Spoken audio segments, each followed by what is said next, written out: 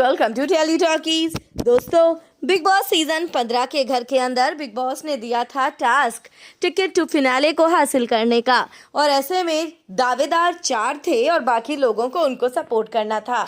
यहाँ पर दावेदार थी रश्मि देसाई, देवोलीना, प्रतीक सहजपाल और शमिता शेट्टी। लेकिन टास्क में कर दी इन लोगों ने सारी हदें पार। जी हाँ, बिग बॉस के घर को जैसा कि हमने आपको बताया था म्यूजियम में तब्दील किया गया था, और यहाँ पर बिग बॉस ने टास्क दिया। कुछ लोगों को चोरी करना था, कुछ को गार्ड्स बनना था और कुछ को इन सब का ध्यान रखना था। कंट्रोल रूम तक बनाया गया था। काफी महंगा सेटअप बिग बॉस ने लगाया। लेकिन बिग बॉस सीजन 15 के कंटेस्टेंट्स के तो क्या ही कहने, इनको समझ ही नहीं आया टास्क, और इन्होंने सारे के सारे आर्किटेक्ट्स को चुरा लिया, जिस वजह से पहला राउंड तो रद्द हुआ। लेकिन दूसरे राउंड में तो बिग बॉस ने ही बड़ी सजा सुना दी है घर वालों को। क्या बोला है बिग बॉस ने, चलिए आपको बताते हैं। लेकिन चैनल को सब्सक्राइब, वीडियो को लाइक और शेयर करना आप ना भूलें।